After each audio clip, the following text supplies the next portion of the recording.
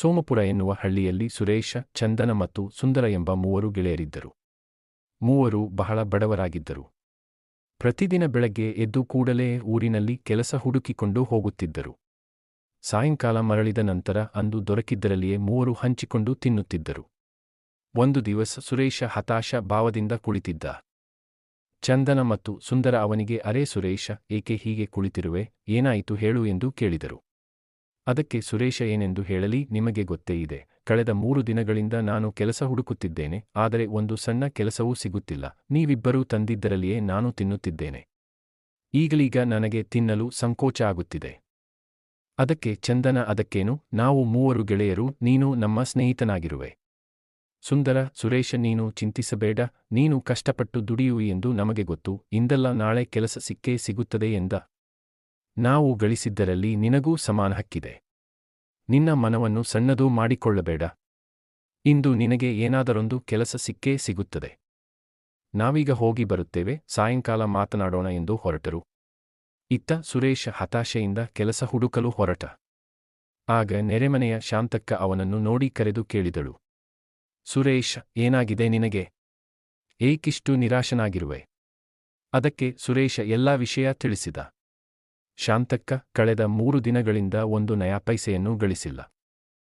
ನನ್ನ ಗೆಳೆಯರು ಸಾಯಂಕಾಲದ ತನಕ ದುಡಿದು ಗಳಿಸಿ ಬರುತ್ತಾರೆ, ನಾನು ಅದರಲ್ಲಿಯೇ ತಿನ್ನುತ್ತೇನೆ. ನನಗನಿಸುತ್ತದೆ, ಅವರ ಮನದಲ್ಲಿ ನಾನು ಬೇಕೆಂತಲೇ ಕೆಲಸ ಮಾಡುತ್ತಿಲ್ಲ ಎಂದು ಯೋಚಿಸುತ್ತಿರಬಹುದು. ಕುಳಿತಲ್ಲಿಯೇ ತಿನ್ನಲು ಸಿಗುತ್ತಿದ್ದರೆ ಕೆಲಸಕ್ಕೆ ಏಕೆ ಹೋಗಲಿ ಎಂದು ಅವರಿಗೆ ಅನಿಸುತ್ತಿರಬಹುದು. ಅದಕ್ಕೆ ಶಾಂತಕ್ಕ, ಅಂತಹದೇನೂ ಇಲ್ಲ, ಹಾಗೆ ಯೋಚಿಸಬೇಡ, ನಾನು ನಿನ್ನ ಗೆಳೆಯರನ್ನು ಬಲ್ಲೆ. ನಿಮ್ಮ ಸ್ನೇಹ ಇಡೀ ಊರಿನಲ್ಲಿಯೇ ಪ್ರಸಿದ್ಧವಾಗಿದೆ ಎಂದಳು. ರಾಮು ಕೆಲಸ ಹುಡುಕಲು ಮುನ್ನಡೆದ. ಸ್ವಲ್ಪ ದೂರ ಹೋಗುವಷ್ಟರಲ್ಲಿ ಅವನಿಗೆ ಊರಿನ ಪಟೇಲ ಭೆಟ್ಟಿಯಾದ. ರಾಮುವನ್ನು ಕಂಡು, ಎಲ್ಲಿಗೆ ಹೊರಟಿರುವೆ? ನಾನು ನಿನ್ನ ಬಳಿಯೇ ಬರುತ್ತಿದ್ದೆ. ಸಿಕ್ಕಿದ್ದು ಒಳ್ಳೆಯದಾಯಿತು. ಸುರೇಶ, ಏನು ಪಟೇಲರೆ, ಏನು ಕೆಲಸವಿತ್ತು ಎಂದು ಕೇಳಿದ. ಪಟೇಲ, ಸುರೇಶ್, ನಿನಗೆ ಗೊತ್ತೇ ಇದೆ, ನನ್ನದು ಕಲ್ಲು ಗಣಿ ಇದೆ. ನನಗೊಬ್ಬ ಕೆಲಸಗಾರನ ಅವಶ್ಯಕತೆ ಇದೆ. ನಾನು ಕೆಲವು ದಿನಗಳ ಕಾಲ ಊರಿಗೆ ಹೋಗುತ್ತಿದ್ದೇನೆ. ನೀನು ಕೆಲಸ ಮಾಡುವೆಯಾ ಎಂದು ಕೇಳಿದ. ಸುರೇಶ, ಪಟೇಲರೇ, ನಾನು ಕೆಲಸ ಹುಡುಕುತ್ತಾ ಹೊರಟಿದ್ದೆ, ಸರಿ, ಅಲ್ಲಿ ಕೆಲಸ ಮಾಡುತ್ತೇನೆ ಎಂದ. ಪಟೇಲರು, ಸರಿ, ಹಾಗಾದರೆ ನನ್ನ ಕಲ್ಲುಗಣಿ ಊರಾಚೆಯ ಕಾಡಿನಲ್ಲಿದೆ. ನೀನು 1 ವಾರದವರೆಗೆ ಅಲ್ಲಿಯೇ ಇರಬೇಕಾಗುವುದು. 1 ವಾರದ ಕೆಲಸಕ್ಕೆ ನಾನು ನಿನಗೆ ಕೇವಲ 20 ವರಾಹ ಕೊಡಬಲ್ಲೆ. ಸರಿಯೇ? 20 ವರಾಹವೆಂದ ಕೂಡಲೇ ಸುರೇಶ ಮತ್ತೆ ನಿರಾಶನಾದ, ಏಕೆಂದರೆ ಕಲ್ಲುಗಣಿಯ ಕೆಲಸ ಬಹಳ ಕಷ್ಟದ್ದು. ಅದಕ್ಕೆ ಈ ಕೂಲಿ ಬಹಳ ಕಡಿಮೆ. ಕಡೆಗೆ ಏನೂ ಇಲ್ಲದೆ ಇರುವುದಕ್ಕಿಂತ ಸಿಕ್ಕದ್ದೇ ಲಾಭವೆಂದು ಒಪ್ಪಿಕೊಂಡ. ಪಟೇಲರು, ಸರಿ, ಹಾಗಾದರೆ ಊರಿನಿಂದ ಸ್ವಲ್ಪ ದೂರವಿರುವ ಕಾಡಿನಲ್ಲಿ ನನ್ನ ಕಲ್ಲುಗಣಿಯಿದೆ. ಈಗಾಗಲೇ ಅಲ್ಲಿ ಕೆಲವು ಕೆಲಸಗಾರರು ಕೆಲಸ ಮಾಡುತ್ತಿದ್ದಾರೆ, ನೀನು ಅವರನ್ನು ಸೇರಿಕೋ ಎಂದು ಹೇಳಿ ಹೊರಟು ಹೋದ. ಸುರೇಶ ಪಟೇಲರು ಹೇಳಿದೆಡೆ ಹೋಗಿ ಕೆಲಸಕ್ಕೆ ಸೇರಿಕೊಂಡ. ಸಾಯಂಕಾಲ ಮನೆಗೆ ಮರಳಿದ ಚಂದನ ಹಾಗೂ ಸುಂದರ ಮನೆಯಲ್ಲಿ ಸುರೇಶನನ್ನು ಕಾಣದೆ ಗಾಬರಿಯಾದರು. ಸುರೇಶ ಯಾವಾಗಲೂ ನಮಗಿಂತ ಮೊದಲು ಬರುತ್ತಿದ್ದ, ಇಂದು ಏಕೆ ಬಂದಿಲ್ಲವೋ ಕಾಣೆ ಎಂದ ಸುಂದರ. ಚಂದನ, ಇಂದು ಸಹ ಕೆಲಸ ಸಿಗದ ಕಾರಣ ಮನೆಗೆ ಬಂದಿರದೇ ಇರಬಹುದು. ಏನೂ ಗಳಿಸದೆ ನಮ್ಮೊಡನೆ ಊಟ ಮಾಡಲು ಸಂಕೋಚವಾಗುತ್ತಿದೆ ಎನ್ನುತ್ತಿದ್ದ ಎಂದ. ಇಬ್ಬರಿಗೂ ಸುರೇಶ ಮನೆಗೆ ಬರದ ಕಾರಣ ಚಿಂತೆಯಿಂದ ರಾತ್ರಿಯೆಲ್ಲ ನಿದ್ದೆ ಬರಲಿಲ್ಲ. ಮರುದಿವಸ ಅವರು ಮತ್ತೆ ತಮ್ಮಗಳ ಕೆಲಸಕ್ಕೆ ಹೊರಟರು. 2ನೆಯ ದಿನವೂ ಸುರೇಶ ಮನೆಗೆ ಬರಲಿಲ್ಲ. ಹೀಗೆ 6 ದಿನಗಳು ಕಳೆದವು. 7ನೆಯ ದಿವಸ ಸುಂದರ, ಚಂದನ, ಇವತ್ತು ನಾವು ಕೆಲಸಕ್ಕೆ ಹೋಗುವುದು ಬೇಡ, ಸುರೇಶನನ್ನು ಹುಡುಕೋಣ ಎಂದ. ನನ್ನ ಮನದಲ್ಲಿ ಕೆಟ್ಟ ವಿಚಾರಗಳು ಬರುತ್ತಿವೆ, ನಡಿ ಹೋಗೋಣವೆಂದು ಮಾತನಾಡಿಕೊಳ್ಳುತ್ತಿದ್ದಾಗ ಒಳ್ಳೆಯ ವಸ್ತ್ರಗಳನ್ನು ಧರಿಸಿದ ವ್ಯಕ್ತಿಯೊಬ್ಬ ಅವರೆಡೆ ಬಂದು, ಸುರೇಶ, ಚಂದನ, ಸುಂದರ ಎನ್ನುವವರು ಇಲ್ಲಿ ಇರುತ್ತಾರೆಯೇ ಎಂದು ಕೇಳಿದ. ಅದಕ್ಕೆ ಚಂದನ, ಹೌದು, ಇದೇ ಮನೆ. ನಾನು ಚಂದನ, ಇವನು ಸುಂದರ, ಏನಾಗಬೇಕಿತ್ತು ಎಂದು ಕೇಳಿದ. ಅದಕ್ಕಾತ, ನನ್ನ ಹೆಸರು ಬಟುಕಲಾಲ, ಪಕ್ಕದ ಊರಿನವನು. ಈ ಊರಿನಲ್ಲಿ ನನ್ನ ದೂರದ ಸಂಬಂಧಿಯೊಬ್ಬರು ಇರುತ್ತಾರೆ. ಅವರೆಡೆ ಬಂದಿದ್ದೆ, ನಿಮ್ಮ ಸ್ನೇಹದ ಬಗ್ಗೆ ಕೇಳಿ ಮನಸ್ಸು ತಡೆಯಲಿಲ್ಲ. ತಮ್ಮಗಳನ್ನು ಭೇಟಿಯಾಗಲು ಬಂದೆ. ಆದರೆ ನಿಮ್ಮ 3ನೆಯ ಗೆಳೆಯ ಎಲ್ಲಿ ಕಾಣುತ್ತಿಲ್ಲ ಎನ್ನುವಷ್ಟರಲ್ಲಿ ಸುರೇಶ ಬಂದು ತಲುಪಿದ. ಅವನು ಬಂದದ್ದು ಕಂಡು ಚಂದನ, ಸುಂದರರಿಗೆ ಸಂತೋಷವಾಯಿತು. ಚಂದನ, ಎಲ್ಲಿಗೆ ಹೋಗಿದ್ದೆ ಇಷ್ಟು ದಿವಸ? ನಿನ್ನನ್ನು ಹುಡುಕಿಕೊಂಡು ಹೊರಟಿದ್ದೆವು. ನಮಗೆ ನಿನ್ನನ್ನು ಕುರಿತು ಚಿಂತೆಯಾಗಿತ್ತು. ಹೇಳದೆ ಕೇಳದೆ ಹೋಗಿಬಿಟ್ಟಿದ್ದೆ ಎಂದು ಕೇಳಿದ. ಸುರೇಶ, ನನಗೆ ಪಟೇಲರ ಕಲ್ಲುಗಣಿಯಲ್ಲಿ ಕೆಲಸ ಸಿಕ್ಕಿತ್ತು. ಕೂಡಲೇ ಹೋಗಬೇಕೆಂದರು. ಹೀಗಾಗಿ ತಿಳಿಸದೆ ಹೋಗಿದ್ದೆ. ಇಲ್ಲಿ ನೋಡಿ, ನನಗೆ ವಾರಕ್ಕೆ ಕೇವಲ 20 ಮೊಹರುಗಳು ಸಿಕ್ಕವು ಎಂದು ಚಂದನನ ಕೈಯಲ್ಲಿ ನಾಣ್ಯಗಳನ್ನಿಟ್ಟ. ಅದನ್ನು ನೋಡಿ, ಇಬ್ಬರೂ ನಮಗೆ ಹಣ ಮಹತ್ವದ್ದಲ್ಲ, ದನಕ್ಕಿಂತ ದೊಡ್ಡದು ನೀನು ಸುರೇಶ ಎಂದರು. ಅದನ್ನು ನೋಡಿ ಬಟುಕಲಾಲ, ವಾ, ಗೆಳೆತನವೆಂದರೆ ಹೀಗಿರಬೇಕು. ನಿಮ್ಮನ್ನು ನೋಡಿ ನನಗೆ ಬಹಳ ಸಂತೋಷವಾಯಿತು. ಈ ಜಗತ್ತಿನಲ್ಲಿ ಒಬ್ಬರಿಗೊಬ್ಬರು ಪ್ರಾಣ ಕೊಡುವ ಸ್ನೇಹಿತರು ಸಿಗುವುದು ಬಹಳ ಅಪರೂಪ. ನನಗೆ ನಿಮ್ಮಗಳ ಕಷ್ಟ ನೋಡಲು ಆಗುತ್ತಿಲ್ಲ, ಆದ್ದರಿಂದ ನಿಮಗೆ ಒಂದು ರಹಸ್ಯ ಹೇಳುತ್ತೇನೆ. ಇದನ್ನು ನಾನು ಈವರೆಗೆ ಯಾರಿಗೂ ಹೇಳಿಲ್ಲ. ಈ ಮಾತು ಕೇಳಿ ಮೂವರು ಚಕಿತರಾದರು. ಬಟುಕಲಾಲ ಹೇಳಿದ, ನಾನು ಮೊದಲು ನಿಮ್ಮಂತೆ ಬಡವನಾಗಿದ್ದೆ. ಹಾಗಿದ್ದರೆ ಹೇಗೆ ಧನಿಕರಾದಿರಿ ಎಂದು ಸುಂದರ ಕೇಳಿದ. ಅದಕ್ಕೆ ಬಟುಕಲಾಲ ಅದೊಂದು ಕತೆ ಎಂದು ಹೇಳತೊಡಗಿದ. ಒಂದು ದಿವಸ ಮನೆಗೆ ಮರಳಿದಾಗ ನನ್ನ ತಂದೆ ಕರೆದು, ಬಟುಕಲಾಲ, ನಿನ್ನ ತಾಯಿಯ ಆರೋಗ್ಯ ಸುಧಾರಿಸುವುದೆಂದು ನನಗೆ ಅನಿಸುವುದಿಲ್ಲ ಎಂದರು. ನಾನು ಇದೇನು ಮಾತೆಂದು ಹೇಳುತ್ತಿದ್ದೀರಿ, ಈ ಊರಿಗೆ ದೊಡ್ಡ ವೈದ್ಯರು ನೀವು, ನೀವೇ ಹೀಗೆ ಕೈ ಚೆಲ್ಲಿ ಕುಳಿತರೆ ನನ್ನ ಗತಿಯೇನು ಎಂದು ಕೇಳಿದೆ. ಅದಕ್ಕವರು, ನಿನ್ನ ತಾಯಿಯ ಉಪಚಾರ ಕೇವಲ ಒಂದು ವಿಶಿಷ್ಟ ಬಗೆಯ ಗಿಡಮೂಲಿಕೆಯಿಂದ ಆಗುತ್ತದೆ. ಅದು ಸೂರ್ಯಗಿರಿ ರಾಜ್ಯದ ಬೆಟ್ಟದ ಗುಹೆಯಲ್ಲಿದೆ. ಅಲ್ಲಿ ಒಂದು ವಿಚಿತ್ರವಾದ ನೀಲಿ ಬಣ್ಣದ ಕಮಲದ ಹೂವು ಅರಳುತ್ತದೆ. ಅದು ಕೇವಲ ಹೂವಲ್ಲ, ವಿಶೇಷವಾದ ಶಕ್ತಿಯಿರುವ ಗಿಡಮೂಲಿಕೆ.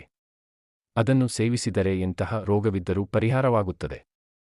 ಆದರೆ ಈವರೆಗೆ ಯಾರಿಗೂ ಆ ದುರ್ಗಮ ಕಾಡಿನಲ್ಲಿರುವ ಬೆಟ್ಟದ ಗುಹೆಯನ್ನು ಹುಡುಕಲು ಆಗಿಲ್ಲವೆಂದರು. ನಾನು ನನ್ನ ತಾಯಿಯನ್ನು ಉಳಿಸಿಕೊಳ್ಳಲು ಏನು ಬೇಕಾದರೂ ಮಾಡಬಲ್ಲೆ. ಆ ಕಾಡಿಗೆ ಹೋಗಿ ಗುಹೆಯನ್ನು ಹುಡುಕಿ ಪುಷ್ಪವನ್ನು ತರುತ್ತೇನೆ. ಅದು ಸಿಗುವವರೆಗೆ ಮನೆಗೆ ಮರಳಿ ಬರುವುದಿಲ್ಲ ಎಂದು ಹೊರಟೆ. ಅನೇಕ ದಿನಗಳ ಕಾಲ ನಡೆದ ನಂತರ ಸೂರ್ಯಗಿರಿ ರಾಜ್ಯವನ್ನು ತಲುಪಿದೆ. ಅಲ್ಲಿ ತಂದೆ ಹೇಳಿದಂತೆ ಆ ಕಾಡನ್ನು ತಲುಪಿದೆ. ಕಾಡಿನ ಒಳಭಾಗ ಸೇರಿ ಬೆಟ್ಟದತ್ತ ಸಾಗಿದೆ. ಬೆಟ್ಟದ ಬುಡ ತಲುಪಿ ನೋಡಿದಾಗ ಬೆಟ್ಟ ಬಂಡೆಗಲ್ಲು ವೃಕ್ಷಗಳಿಂದ ಕೂಡಿತ್ತು.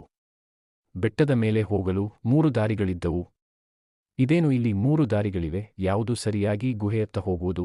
ಮೊದಲು ಈ ಮಾರ್ಗದಲ್ಲಿ ಹೋಗಿ ನೋಡುತ್ತೇನೆ ಎಂದು ಒಂದು ಕಾಲುದಾರಿಯಲ್ಲಿ ಸಾಗಿದೆ. 3 ಗಂಟೆಗಳು ನಡೆದ ಮೇಲೆ ಮೊದಲಿದ್ದಲ್ಲಿಗೆ ಬಂದೆ. ಅಯ್ಯೋ, ಮತ್ತೆ ಹೊರಟಿದ್ದೆಡೆಗೆ ಬಂದೆನಲ್ಲ ಎನ್ನುತ್ತಾ 2ನೆಯ ಮಾರ್ಗದಲ್ಲಿ ಸಾಗಿದೆ. ಮತ್ತೆ 3 ಗಂಟೆಗಳ ಕಾಲ ನಡೆದಾದ ನಂತರ ಮರಳಿ ಮೂಲಸ್ಥಾನಕ್ಕೆ ಬಂದಿದ್ದೆ. ಕಡೆಗೆ 3ನೆಯ ದಾರಿಯೂ ಹಾಗೆಯೇ ಆಯಿತು. ಕಡೆಗೇನು ಮಾಡಲು ತಿಳಿಯದೆ ಮನೆಯತ್ತ ನಡೆದೆ. ಊರು ಸೇರಿದಾಗ ಮನೆಗೆ ಬೀಗ ಹಾಕಿತ್ತು. ತಂದೆ ತಾಯಿ ಎಲ್ಲಿ ಹೋದರು ಎಂದುಕೊಳ್ಳುತ್ತಿದ್ದಾಗ ಊರಿನ ಒಬ್ಬ ಮನುಷ್ಯ ಬಂದು, ಬಟುಕಲಾಲ, ನಿನ್ನ ತಂದೆ ನಿನ್ನ ದಾರಿಯನ್ನು ಬಹಳ ಕಾಯ್ದರು. ನೀನು ಬರಲಿಲ್ಲ. ನಿನ್ನ ತಾಯಿ ತೀರಿಕೊಂಡ ಮೇಲೆ ದುಃಖ ಸಹಿಸಲಾಗದೆ ನೀನು ಬಂದಾಗ ಈ ಬೀಗದ ಕೈ ಕೊಡು ಎಂದು ಹೇಳಿ ಎಲ್ಲಿಗೋ ಹೊರಟು ಹೋದರು. ಇಗೋ ಬೀಗದ ಕೈ ಎಂದು ಕೊಟ್ಟು ಹೊರಟು ಹೋದ. ನನಗೆ ಬಹಳ ದುಃಖವಾಯಿತು. ಆಗ ಮತ್ತೆ ನಾನು ಮನದಲ್ಲಿಯೇ, ನನಗೆ ದುಃಖವಾದಂತೆ ಇನ್ನೊಬ್ಬರಿಗೆ ದುಃಖವಾಗಬಾರದು. ನನ್ನ ತಾಯಿಯ ಸಾವು ವ್ಯರ್ಥವಾಗಬಾರದು. ಈ ಸಲ ನಾನು ಆ ನೀಲಿ ಬಣ್ಣದ ಕಮಲದ ಹೂವನ್ನು ಹುಡುಕಿ ತಂದೆ ತರುತ್ತೇನೆ. ವಾಸ ಮಾಡಲಾಗದ ರೋಗದಿಂದ ಬಳಲುತ್ತಿರುವವರಿಗೆ ಅದರಿಂದ ಉಪಚಾರ ಮಾಡಿ ಬದುಕಿಸುತ್ತೇನೆ. ನನಗಿಲ್ಲದಿದ್ದರೆ ಸರಿ, ಇನ್ನೊಬ್ಬರಿಗೆ ಉಪಯೋಗವಾಗಲಿ ಎಂದು ಮತ್ತೆ ಕಾಡಿಗೆ ಹೊರಟೆ. ನಾನು ಮತ್ತೆ ಆ ಬೆಟ್ಟದ ಬುಡದಲ್ಲಿ 3 ಕವಲು ದಾರಿಗಳಿದ್ದಲ್ಲಿ ಬಂದು ಸೂಕ್ಷ್ಮವಾಗಿ ನೋಡತೊಡಗಿದೆ. ಕಡೆಗೆ ಒಂದೆಡೆ ಗಿಡಗಂಟಿಗಳು ಬೆಳೆದಲ್ಲಿ ಸಣ್ಣ ಕಾಲುದಾರಿ ಕಾಣಿಸಿತು. ಮೊದಲ ಸಲ ಬಂದಾಗ ನನಗದು ಕಾಣಿಸಿರಲಿಲ್ಲ. ನಾನು ಆ ದಾರಿ ಹಿಡಿದು ಸಾಗಿದೆ. ಸ್ವಲ್ಪ ಸಮಯದ ನಂತರ ಒಂದು ಬಂಡೆಗಲ್ಲಿನ ತುದಿಯಲ್ಲಿ ನಿಂತಿದ್ದೆ. ಎದುರು ಕೆಳಗಡೆ ಗುಹೆಯಿತ್ತು. ಪಕ್ಕದಲ್ಲಿ ಹರಿಯುತ್ತಿದ್ದ ತೊರೆಯಲ್ಲಿ ನೀಲಿ ವರ್ಣದ ಕಮಲಗಳಿದ್ದವು. ಆಶ್ಚರ್ಯವೆಂದರೆ ಆ ಗುಹೆಯಲ್ಲಿ ಬೆಳ್ಳಿ, ಚಿನ್ನ, ವಜ್ರ, ಮುತ್ತುಗಳಿಂದ ಕೂಡಿದ ಸಂಪತ್ತು ಬಿದ್ದಿತ್ತು. ಇಷ್ಟು ಹೇಳಿ ಬಟುಕಲಾಲ ಸುಮ್ಮನಾದ. ಆಗ ಗೆಳೆಯರು ಮುಂದೇನಾಯಿತು ಎಂದು ಕೇಳಿದರು. ನಾನು ಕೆಳಗಿಳಿದು ಕಮಲದ ಹೂವುಗಳನ್ನು ಕಿತ್ತುಕೊಂಡೆ ಹಾಗೂ ಸಾಕಷ್ಟು ಸಂಪತ್ತನ್ನು ತೆಗೆದುಕೊಂಡು ಮನೆಗೆ ಮರಳಿದೆ. ನಾನು ಆ ಕಮಲ ಪುಷ್ಪದಿಂದ ರೋಗಿಗಳ ಆರೈಕೆ ಮಾಡುತ್ತೇನೆ. ಧನದ ಅವಶ್ಯಕತೆ ಬಿದ್ದಾಗ ಅಲ್ಲಿಗೆ ಹೋಗಿ ತರುತ್ತೇನೆ. ನೀವು 3 ಈಗಲೇ ಆ ಸೂರ್ಯಗಿರಿ ರಾಜ್ಯದೆಡೆ ಸಾಗಿರಿ. ಅಲ್ಲಿ ನಾನು ಹೇಳಿದ ಕಾಡಿನಲ್ಲಿ ಗುಹೆಯಿದೆ. ಅಲ್ಲಿಗೆ ಹೋಗಿ ನಿಮಗೆ ಬೇಕಾದಷ್ಟು ಸಂಪತ್ತು ತೆಗೆದುಕೊಳ್ಳಿ. ನಿಮ್ಮ ಬಡತನ ದೂರವಾಗುತ್ತದೆ ಎಂದ. ಆ 3 ದಾರಿಗಳು ಭ್ರಮೆಗೊಳಿಸಲು ಇದೆ. ನೀವು ಸರಿಯಾದ ಮಾರ್ಗ ಹಿಡಿದು ಸಾಗಿರಿ. ಇಷ್ಟು ಹೇಳಿ ಬಟುಕಲಾಲ ಅವರಿಗೆ ಸ್ವಲ್ಪ ಬೆಳ್ಳಿಯ ನಾಣ್ಯಗಳನ್ನು ಕೊಟ್ಟು, ಇವು ನಿಮಗೆ ದಾರಿಯಲ್ಲಿ ಉಪಯೋಗವಾಗುತ್ತದೆ. ಸೂರ್ಯಗಿರಿ ಇಲ್ಲಿಂದ ಬಹಳ ತುಂಬಾ ದೂರವಿದೆ ಎಂದು ಹೇಳಿ ಹೊರಟು ಹೋದ. ಸುರೇಶ ಎಂಥ ಒಳ್ಳೆಯ ಮನುಷ್ಯ. ಈ ಕಾಲದಲ್ಲಿ ಯಾರು ಇಷ್ಟು ಸಹಾಯ ಮಾಡುತ್ತಾರೆ? ಸಂಪತ್ತಿನ ವಿಷಯ ಕೇಳಿ ಸುರೇಶನ ಮನಸ್ಸು ಸ್ತಬ್ಧವಾಯಿತು. ಏನು ಯೋಚಿಸುತ್ತಿರುವೆ ಸುರೇಶ್ ಎಂದು ಸುಂದರ ಕೇಳಿದ. ಏನಿಲ್ಲ, ಅವನು ಹೇಳಿದಂತೆ ನಾವು ಈಗಲೇ ಅಲ್ಲಿಗೆ ಹೊರಟು ಬಿಡಬೇಕು. ಈ ಬಡತನದ ಕಷ್ಟವನ್ನು ಉಂಡು ಸಾಕಾಗಿದೆ. ನಮ್ಮಗಳ ಭಾಗ್ಯ ಬದಲಾಗುವ ಸಮಯ ಬಂದಿದೆ. ನಡೆಯಿರಿ ಎಂದು ಮೂವರು ಒಡನೆಯೇ ಹೊರಟರು. ಹಲವು ದಿನಗಳು ನಡೆದ ನಂತರ ಅವರು ಸೂರ್ಯಗಿರಿ ರಾಜ್ಯವನ್ನು ಸೇರಿದರು. ಮತ್ತೆ ಕೆಲವು ದಿನಗಳ ನಂತರ ಬಟುಕಲಾಲ ಹೇಳಿದ ಕಾಡನ್ನು ಮುಟ್ಟಿದರು. ಕಾಡಿನಲ್ಲಿ ನಡೆಯುತ್ತಾ ಮೂವರು ದಣಿದರು. ಸುರೇಶ ಬಹಳ ದಣಿದಿದ್ದ. ಅವನು, ನಾವು ಇಲ್ಲಿ ಮರದ ಬುಡದಲ್ಲಿ ಸ್ವಲ್ಪ ವಿಶ್ರಮಿಸಿಕೊಳ್ಳೋಣ. ನಂತರ ಎದ್ದು ಮುಂದೆ ಸಾಗೋಣ. ನನಗೆ ನಡೆದು ಸಾಕಾಗಿದೆ ಎಂದ. ಚಂದನ, ಹೌದು, ನಮಗೆ ಬಹಳ ಬಾಯಾರಿಕೆಯಾಗಿದೆ. ಎಲ್ಲಿಯಾದರೂ ನೀರಿನ ಒರತೆ ಇದೆಯೇ ನೋಡಿ ಬರುತ್ತೇವೆ ಎಂದು ಸುಂದರನೊಡನೆ ನೀರು ಹುಡುಕಲು ಹೋದ. ಇತ್ತ ಮರದ ಬುಡದಲ್ಲಿ ಹುಲ್ಲಿನ ಮೇಲೆ ಮಲಗಿದ ಸುರೇಶನಿಗೆ ಗಾಢ ನಿದ್ದೆ ಹತ್ತಿತು. ನೀರು ಕುಡಿದು ಮರಳಿದ್ದ ಚಂದನ ಸುರೇಶನತ್ತ ನೋಡುತ್ತ, ಸುಂದರ, ನನ್ನ ಮನದಲ್ಲಿ ಒಂದು ಆಲೋಚನೆ ಬಂದಿದೆ. ಏನು ಹೇಳೆಂದಾಗ, ನೋಡು, ಅಲ್ಲಿ ಬಹಳ ಸಂಪತ್ತಿದೆ. ನಾವು ಏಕೆ ಅದನ್ನು ಒಂದೇ ಸಲ ತೆಗೆದುಕೊಳ್ಳಬಾರದು? ಅದರಿಂದ ನಮ್ಮ ಮುಂದಿನ 7 ಪೀಳಿಗೆವರೆಗೆ ಯಾವುದೇ ಕೊರತೆ ಇರುವುದಿಲ್ಲ. ಸುಂದರ ಹೌದೆಂದ ದನಿಗುಡಿಸಿದ. ನನ್ನ ಮಾತಿನ್ನೂ ಮುಗಿದಿಲ್ಲ, ಕೇಳು. ಆ ಖಜಾನೆಯ ಮೇಲೆ ನಮ್ಮ ಮೂವರಿಗೂ ಅಧಿಕಾರವಿದೆ. ಸುರೇಶನನ್ನು ದಾರಿಯಿಂದ ಸರಿಸಿದರೆ ನಾವಿಬ್ಬರೇ ಉಳಿಯುತ್ತೇವೆ. ಆಗ ನಾವು ಸಮನಾಗಿ ಹಂಚಿಕೊಳ್ಳಬಹುದು. ಅದಕ್ಕೆ ಸುಂದರ, ಇದೇನು ಮಾತು ಆಡುತ್ತಿರುವೆ, ಹುಚ್ಚನಾಗಿಯೆಯಾ? ನಾವು ಮೂವರು ಒಳ್ಳೆಯ ಗೆಳೆಯರು, ಹೌದಲ್ಲವೇ? ಚಂದನ ಅದಕ್ಕೆ, ಸುರೇಶ ಹಾಲ ಕುಡಿಯುವ ಹಸುಳೆಯಲ್ಲ. ಇಷ್ಟು ದಿನಗಳಿಂದ ನಮ್ಮನ್ನು ಮೂರ್ಖರನ್ನಾಗಿ ಮಾಡುತ್ತಾ ಬಂದಿದ್ದಾನೆ. ಮನೆಯಲ್ಲಿ ಆರಾಮವಾಗಿ ಕುಳಿತು ತಿನ್ನುತ್ತಾನೆ. ನಿಜವೆಂದರೆ ಆತ ಏನೂ ಕೆಲಸ ಮಾಡುವುದಿಲ್ಲ. ಎಲ್ಲಿಯಾದರೂ ಕೆಲಸ ಮಾಡಿದರೆ ಸ್ವಲ್ಪ ಹಣ ನಮ್ಮ ಕೈಯಲ್ಲಿ ಹಾಕಿ ಸಮನಾಗಿ ಬಿಡುತ್ತಾನೆ. ನೀನೇ ಯೋಚಿಸು, ಇಂತಹ ಕಷ್ಟದ ಕೆಲಸಕ್ಕೆ ಪಟೇಲರು ಇಷ್ಟು ಕಡಿಮೆ ಕೂಲಿ ಕೊಡುತ್ತಾರಾ? ಹೆಚ್ಚು ಕೊಟ್ಟಿರಬಹುದು. ಆತ ಮೊದಲಿನಿಂದಲೂ ಹಣ ಕೂಡಿಡುತ್ತಾ ಬಂದಿದ್ದಾನೆ. ನಮ್ಮ ಹಾಗೆ ಖರ್ಚು ಮಾಡುವುದಿಲ್ಲ. ಚಂದನನ ಮಾತು ಕೇಳಿ ಸುಂದರ ಯೋಚಿಸುತ್ತಾ ಹೇಳಿದ, ನೀನು ಹೇಳುವುದೇನೋ ಸರಿಯಾಗಿದೆ. ಆದರೆ ನಾವು ಇವನನ್ನು ನಮ್ಮ ದಾರಿಯಿಂದ ಹೇಗೆ ಸರಿಸುವುದು? ಅದಕ್ಕೆ ಚಂದನ, ಅದೇನೋ ಸರಿಯಾದ ಸಮಯ ನೋಡಿ ಅವನನ್ನು ತಳ್ಳಿಬಿಟ್ಟರಾಯಿತು. ದುರ್ಘಟನೆ ಸಂಭವಿಸಿತಷ್ಟೇ. ಸ್ವಲ್ಪ ಹೊತ್ತಿನ ನಂತರ ಸುರೇಶ ಎದ್ದು ಕುಳಿತ. ಅವನಿಗೆ ಇವರಿಬ್ಬರ ಮನದಲ್ಲಿ ಇರುವ ವಿಚಾರ ತಿಳಿದಿರಲಿಲ್ಲ. ಎದ್ದು ಮತ್ತೆ ಮುಂದೆ ಹೊರಟರು. ಸುಮಾರು ಹೊತ್ತು ನಡೆದ ಮೇಲೆ ಅವರು ಬೆಟ್ಟದ ಬುದ ತಲುಪಿದರು. ಮೂವರು ಮತ್ತೆ ಬೆಟ್ಟದ ಗುಹೆಯತ್ತ ಸಾಗುವ ಕಾಲುದಾರಿಯನ್ನು ಹುಡುಕತೊಡಗಿದರು. ಹಾಗೆ ಹುಡುಕುವಾಗ ಅವರಿಗೆ ಹರಿವ ನೀರು ಕಾಣಿಸಿತು. ಚಂದನ ಸುರೇಶನಿಗೆ, ನೋಡು, ಎಷ್ಟು ಸುಂದರವಾಗಿದೆ, ಮನಸ್ಸಿಗೆ ಹಿತವಾಗುತ್ತದೆ ಎಂದ. ಹೌದು, ಹೌದೆನ್ನುತ್ತ ಸುರೇಶ ಮುಂದೆ ಬಂದಾಗ ಚಂದನ ಹಿಂದಿನಿಂದ ಅವನನ್ನು ನೀರಿನಲ್ಲಿ ತಳ್ಳಿಬಿಟ್ಟ. ನೀರಿನಲ್ಲಿ ಬಿದ್ದ ರಾಮು ಈಜಲು ಬರದಕ್ಕೆ ನೀರಿನಲ್ಲಿ ಮುಳುಗಿದ. ಚಂದನ ನಗುತ್ತಾ, ನಡಿ ಸುಂದರ, ನಮ್ಮ ದಾರಿಯ ಮುಳ್ಳು ದೂರವಾಯಿತು. ಈಗ ಸಂಪೂರ್ಣ ಖಜಾನೆ ನಮ್ಮಿಬ್ಬರದೇ. ಆದರೆ ವಿಧಿಯ ಆಟ ಬೇರೆಯೇ ಇತ್ತು. ಸುರೇಶ ಪೂರ್ತಿ ಮುಳುಗಿರಲಿಲ್ಲ. ಅವನಿಗೆ ಒಂದು ತೇಲುತ್ತಿದ್ದ ಮರದ ದಿಮ್ಮಿ ಸಿಕ್ಕಿತ್ತು. ಅದನ್ನು ಹಿಡಿದ ಸುರೇಶ ಸಾಗುತ್ತಿದ್ದ. ಹೀಗೆ ಸಾಗುತ್ತಿದ್ದಾಗ ಮೀನು ಹಿಡಿಯಲು ಬಂದಿದ್ದ ಒಬ್ಬನೊಬ್ಬ ಮೀನುಗಾರ ಇವನನ್ನು ನೋಡಿ ದಡಕ್ಕೆ ತಂದ. ಆದರೆ ಸುರೇಶ ಭಯದಿಂದ ಮೂರ್ಛಿತನಾಗಿದ್ದ. ಮೀನುಗಾರ ಅವನನ್ನು ತನ್ನ ಮನೆಗೆ ಕರೆತಂದು ಉಪಚರಿಸಿದ. ಇತ್ತ ಚಂದನ ಹಾಗೂ ಸುಂದರ ಸ್ವಲ್ಪ ಮುಂದೆ ಹೋದಾಗ ಅವರಿಗೆ 3 ಕವಲುದಾರಿ ಕಾಣಿಸಿತು. ಸ್ವಲ್ಪ ಹುಡುಕಿದಾಗ 4ನೆಯ ಸಣ್ಣ ಕಾಲುದಾರಿ ಗಿಡಗಂಟಿಗಳ ಬುಡದಲ್ಲಿ ಕಂಡಿತು. ಇಬ್ಬರೂ ವೇಗವಾಗಿ ನಡೆದಿದ್ದರಿಂದ ಕಾಲು ನೋಯುತ್ತಿತ್ತು. ಚಂದನ, ನನಗೆ ಕಾಲು ಬಹಳ ನೋಯುತ್ತಿದೆ. ಸ್ವಲ್ಪ ಆರಾಮ ಮಾಡಿ ಮುಂದೆ ಹೋಗೋಣ ಎಂದ. ಅದಕ್ಕೆ ಸುಂದರ, ನೀನು ನನ್ನ ಮನದ ಮಾತನ್ನೇ ಹೇಳಿದೆ ಎನ್ನುತ್ತಾ ಮರದಡಿ ಅಡ್ಡಾದ. ಅಷ್ಟಕ್ಕೆ ಅವನಿಗೆ ದೀರ್ಘ ನಿದ್ದೆ ಬಂದಿತು. ಮಲಗಿದ ಸುಂದರನನ್ನು ಕಂಡು ಚಂದನ, ನಾನು ಇವನನ್ನು ನನ್ನ ಮಾರ್ಗದಿಂದ ದೂರ ಮಾಡಿದರೆ ಸಂಪೂರ್ಣ ಖಜಾನೆ ನನ್ನದಾಗುತ್ತದೆ. ಇವನೊಂದಿಗೆ ಏಕೆ ಹಂಚಿಕೊಳ್ಳಲಿ? ಯೋಚನೆ ಬಂದದ್ದೇ ತಡ ಸುಂದರನನ್ನು ಒಂದು ಹಗ್ಗದಿಂದ ಕಟ್ಟಿ ಹಾಕಿದ. ಆ ಒಡನೆಯೇ ಸುಂದರನ ಕಣ್ಣುಗಳ ತೆರೆದವು. ತಾನು ಬಂಧಿಸಲ್ಪಟ್ಟಿದ್ದು ಕಂಡು ಇದೇನು ಮಾಡುತ್ತಿರುವೆ ಚಂದನ ಎಂದು ಕೇಳಿದ. ಚಂದನ, ಏನು ಮಾಡಬೇಕೋ ಅದನ್ನೇ ಮಾಡುತ್ತಿರುವೆ. ಆ ಖಜಾನೆಯಲ್ಲಿ ನಿನಗೂ ಪಾಲು ಬೇಕೇನು? ಈಗ ಖಜಾನೆ ಎಲ್ಲ ನನ್ನದೊಬ್ಬನದೇ. ಅದನ್ನು ಕೇಳಿ ಸುಂದರ ಮತಿಗೆಟ್ಟು ನಿನ್ನ ಮಾತು ಕೇಳಿದೆ. ಒಬ್ಬ ಗೆಳೆಯನನ್ನು ಕೊಲ್ಲುವ ನೀನು ನನ್ನನ್ನು ಕೊಲ್ಲಬಹುದು ಎಂದು ಯೋಚಿಸಲಿಲ್ಲ. ತಕ್ಕ ಶಾಸ್ತಿ ಮಾಡಿದೆ ಎಂದ. ಅದಕ್ಕೆ ಚಂದನ, ಏನೂ ಅರಿಯದವರಂತೆ ಮಾತನಾಡಬೇಡ. ನಿನ್ನ ಮನದಲ್ಲಿ ಕಪಟವಿರದಿದ್ದರೆ ನನ್ನ ಮಾತು ಒಪ್ಪುತ್ತಿದ್ದೆಯಾ ಎನ್ನುತ್ತಾ ಅಲ್ಲಿಂದ ಮುನ್ನಡೆದ. ಸ್ವಲ್ಪ ಹೊತ್ತಿನ ನಂತರ ಅಲ್ಲಿಂದ ಸಾಗುತ್ತಿದ್ದ ಸಾಧುವೊಬ್ಬ ಹಗ್ಗದಿಂದ ಕಟ್ಟಲ್ಪಟ್ಟಿರುವ ಸುಂದರನನ್ನು ಕಂಡು ಅವನ ಹತ್ತಿರ ಬಂದು ಕುಳಿತ. ಸಾಧುವನ್ನು ಕಂಡು ಸುಂದರ ತನ್ನನ್ನು ಬಿಡುಗಡೆಗೊಳಿಸುವಂತೆ ಕೋರಿದ. ಅದಕ್ಕೆ ಸಾಧು, ನೋಡು, ನನಗೊಂದು ವಿಚಿತ್ರವಾದ ರೋಗವಿದೆ, ನಾನು ನಿನ್ನನ್ನು ಮುಟ್ಟಿದರೆ ನಿನಗೆ ಬರುತ್ತದೆ. ಆದ್ದರಿಂದ ಸುಮ್ಮನಿದ್ದೇನೆ. ಅದಕ್ಕೆ ಸುಂದರ, ಅದರ ಚಿಂತೆ ಮಾಡಬೇಡಿ, ನೀವು ನನ್ನನ್ನು ಬಿಡುಗಡೆಗೊಳಿಸಿ ಸಾಕು. ಸಾಧುಗಳು ಅವನ ಕಟ್ಟುಗಳನ್ನು ಬಿಚ್ಚಿದರು. ಆ ಕೂಡಲೇ ಸುಂದರ ಸಾಧುವನ್ನು ದೂಡಿ, ದೂರ ಹೋಗು, ಇಲ್ಲದಿದ್ದರೆ ನಿನ್ನ ರೋಗ ನನಗೂ ಬರಬಹುದು ಎನ್ನುತ್ತ ವೇಗದಿಂದ ಬೆಟ್ಟ ಏರತೊಡಗಿದ. ಇತ್ತ ಚಂದನ ಗಿಡಗಂಟಿಗಳ ಬಳಿ ಹೋಗುವಷ್ಟರಲ್ಲಿ ಯಾರೋ ಹಿಂದಿನಿಂದ ಕರೆದಂತಾಯಿತು. ತಿರುಗಿ ನೋಡಿದಾಗ ಅಲ್ಲಿ ಒಬ್ಬ ವೃದ್ಧ ಸ್ತ್ರೀ ನಿಂತಿದ್ದಳು. ಆಕೆ, ನಾನು ದಾರಿ ತಪ್ಪಿದ್ದೇನೆ, ನನ್ನನ್ನು ನನ್ನ ಮನೆಗೆ ಮುಟ್ಟಿಸು, ಉಪಕಾರವಾಗುತ್ತದೆ ಎಂದಳು. ಅದಕ್ಕೆ ಚಂದನ, ನಿನಗೇನಾದರೂ ಬುದ್ಧಿ ಸರಿಯಿದೆಯೇ? ನನಗೆ ಬೇರೇನೂ ಕೆಲಸವಿಲ್ಲವೇ?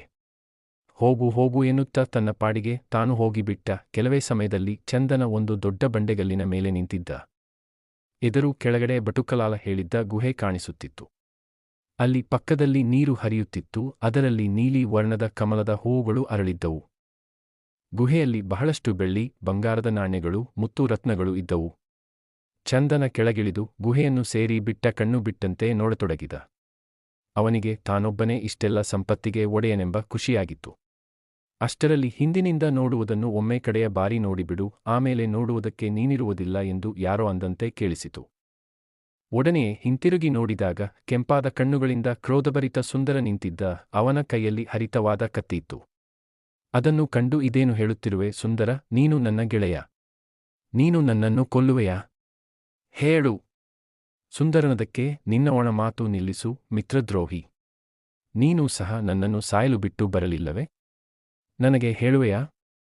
ಚಂದನ, ನಾನು ನನ್ನ ತಪ್ಪು ಒಪ್ಪಿಕೊಳ್ಳುತ್ತೇನೆ. ನಾನು ದುರಾಸೆಯಿಂದ ಕುರುಡಾಗಿದ್ದೆ. ಈಗ ಖಜಾನೆಗೆ ನಾವಿಬ್ಬರೇ ಒಡೆಯರು.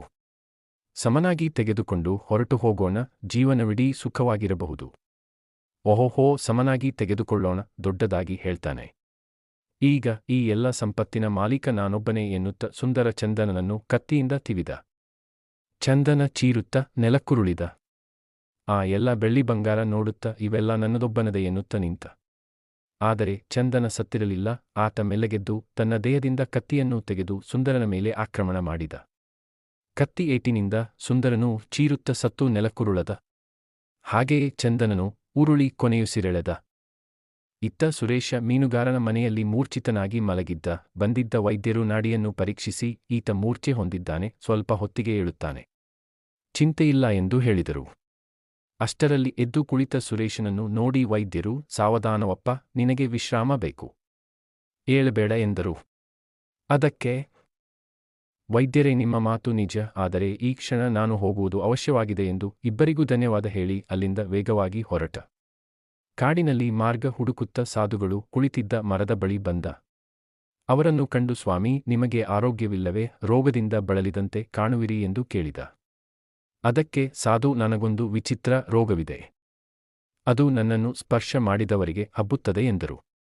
ಓ ಹೌದೇ, ಇದರಿಂದ ನಿಮಗೆ ಬಹಳ ಕಷ್ಟವಾಗಿರಬಹುದು, ಕ್ಷಮಿಸಿ, ನನಗೆ ಈಗ ಸಮಯವಿಲ್ಲ, ನಾನು ಹೋಗುವುದು ಬಹಳ ಅವಶ್ಯವಾಗಿದೆ.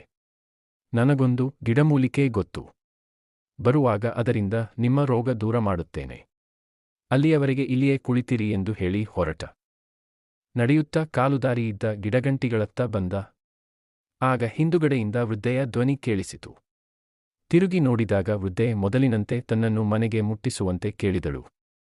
ಅದಕ್ಕೆ ಸುರೇಶ, ಚಿಂತಿಸಬೇಡಿ, ನಾನು ಶೀಘ್ರವೇ ಬರುತ್ತೇನೆ. ಬಂದು ನಿಮ್ಮನ್ನು ನಿಮ್ಮ ಮನೆಯವರೆಗೆ ಮುಟ್ಟಿಸುತ್ತೇನೆ, ನಾನೀಗ ಹೋಗುವುದು ಅತಿ ಅವಶ್ಯವಾಗಿದೆ ಎಂದು ಹೇಳಿ ಹೊರಟ. ಆತನಿಗೂ ಆ ಗುಹೆ ಸಿಕ್ಕಿತು. ಅದನ್ನು ನೋಡುತ್ತಿದ್ದಾಗ ಎದುರುಗಡೆಯಿಂದ ವೃದ್ಧ ಮಹಿಳೆ, ನೀನು ಈ ಸಂಪತ್ತನ್ನು ಹುಡುಕುತ್ತಾ ಇಲ್ಲಿಯವರೆಗೆ ಬಂದೆಯಾ ಎಂದಳು.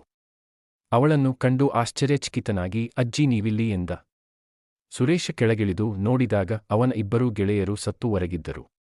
ಅದನ್ನು ಕಂಡು ಸುರೇಶ, ಅಯ್ಯ ದೇವರೇ, ಇದೇನಾಯಿತು ಎಂದಾಗ ಮಹಿಳೆ, ನಿನ್ನ ಗೆಳೆಯರಿಬ್ಬರೂ ದುರಾಸೆಗೆ ಬಲಿಯಾದರು, ನಿನಗೂ ಈ ಸಂಪತ್ತು ಬೇಕಾಗಿದೆ ಅಲ್ಲವೇ ಎಂದಳು. ಅದಕ್ಕೆ ಸುರೇಶ, ಬೇಡ, ನನಗೆ ಈ ಸಂಪತ್ತು ಬೇಡ, ಯಾವ ಸಂಪತ್ತು ನನ್ನನ್ನು ನನ್ನ ಗೆಳೆಯರಿಂದ ದೂರ ಮಾಡಿತೋ ಆ ಸಂಪತ್ತು ನನಗೆ ಬೇಡವೇ ಬೇಡ ಎಂದ. ಒಡನೆಯೇ ಆ ವೃದ್ಧೆ ಸಾಧುವಾಗಿ ಪರಿವರ್ತಿತಳಾಗಿ ನಿಂತಳು, ಮತ್ತೆ ಆ ಸಾಧು ಬಟುಕಲಾಲನಾಗಿ ಬದಲಾದ. ಇದನ್ನು ಕಂಡು ಸುರೇಶ ಇನ್ನಷ್ಟು ಆಶ್ಚರ್ಯಗೊಂಡ. ಬಟುಕಲಾಲ, ಗೆಳೆಯ, ಅಂದು ನಾನು ನಿಮಗೆ ಅರ್ಧ ಸತ್ಯ ಹೇಳಿದ್ದೆ, ಇವೆಲ್ಲ ಸಂಪತ್ತು ನನ್ನವೇ. ನಾನು ಅಂದು ಕಮಲದ ಹೂವನ್ನು ತೆಗೆದುಕೊಂಡು ಊರಿಗೆ ಬಂದೆ. ಅದೇ ಸಮಯದಲ್ಲಿ ಅರಸನ ಮಗಳಿಗೆ ಆರೋಗ್ಯ ಕೆಟ್ಟಿತ್ತು. ಯಾವುದೇ ವೈದ್ಯರಿಂದ ವಾಸಿಯಾಗುತ್ತಿರಲಿಲ್ಲ. ನಾನು ಮಹಾರಾಜರ ಬಳಿ ಹೋಗಿ ನನ್ನ ಕಮಲದ ಹೂವಿನಿಂದ ರಾಜ್ಕುಮಾರಿಯನ್ನು ಗುಣಪಡಿಸಿದೆ. ಇದರಿಂದ ಸಂತೋಷಭರಿತನಾದ ಅರಸ ನನಗೆ ಬಹಳಷ್ಟು ಬೆಳ್ಳಿಯ ನಾಣ್ಯಗಳನ್ನು ಕೊಟ್ಟ. ಅದರಿಂದ ನಾನು ವ್ಯವಹಾರ ಆರಂಭಿಸಿದೆ.